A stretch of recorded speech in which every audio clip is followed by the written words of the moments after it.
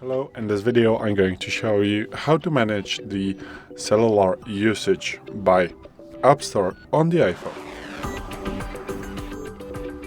So today in front of me is the iPhone 12 with the iOS 17.4, but it really doesn't matter which iPhone you have or which version of the iOS you have, it is all going to work the same on every iPhone. So what you want to do is to open settings, then you want to swipe down and click on the App Store.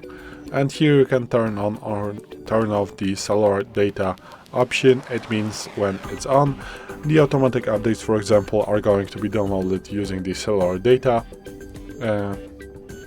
or you can just download things using the cellular data without giving the permission every time.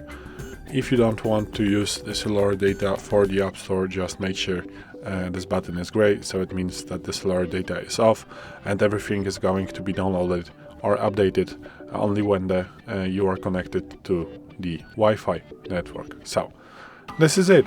Thanks for watching. I hope this video helped you. If it did, please leave a like and consider to subscribe to our channel. Bye.